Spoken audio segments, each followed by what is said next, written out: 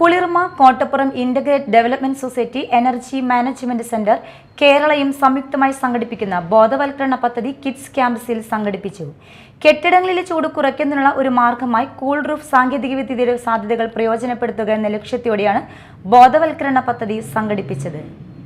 കേരളത്തിൽ അന്തരീക്ഷ താപനില വർദ്ധിക്കുന്ന സാഹചര്യത്തിൽ എയർ കണ്ടീഷണറുകളുടെ ഉപയോഗത്തിൽ സംസ്ഥാനത്തിനുള്ളിൽ വൈദ്യുതി ഉപയോഗത്തിലും ഗണ്യമായ വർധനവ് ഉണ്ടാകുന്ന സാഹചര്യത്തിൽ അത് പരിഹരിക്കുന്നതിനും കെട്ടിടങ്ങളിലെ ചൂട് കുറയ്ക്കുന്നതിനുമുള്ള ഒരു മാർഗമായി കൂൾ റൂഫ് സാങ്കേതികവിദ്യയുടെ സാധ്യതകൾ പ്രയോജനപ്പെടുത്തുക എന്ന ലക്ഷ്യത്തോടെയാണ് എനർജി മാനേജ്മെന്റ് സെന്ററും കോട്ടപ്പുറം ഇന്റഗ്രേറ്റഡ് ഡെവലപ്മെന്റ് സൊസൈറ്റിയും സംയുക്തമായി കുളിർമ എന്ന പദ്ധതിയുടെ ബോധവൽക്കരണ ക്ലാസ് സംഘടിപ്പിച്ചത്.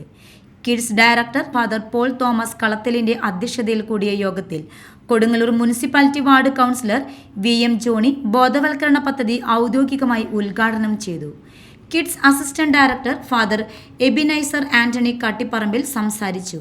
വിനയ വിൽസൺ കുളിർമ പദ്ധതിയുടെ ഭാഗമായി എങ്ങനെയെല്ലാം സൂര്യപ്രകാശം പ്രതിഫലിപ്പിക്കാമെന്നും താപകിരണം പരിമിതപ്പെടുത്താൻ കഴിവുള്ള കോട്ടിങ്ങുകളുടെ പ്രയോഗം സാങ്കേതിക വിദ്യകൾ ഉപയോഗിച്ച് എങ്ങനെയെല്ലാം കുറയ്ക്കാമെന്നും കെട്ടിടങ്ങളിലെയും വീടുകളിലെയും ഫാനുകളുടെയും എയർ കണ്ടീഷണറുകളുടെയും ഉപയോഗം കുറയ്ക്കുന്നതുമായുള്ള വിവിധ വിദ്യകളെക്കുറിച്ച് ബോധവൽക്കരണ ക്ലാസ് നൽകി.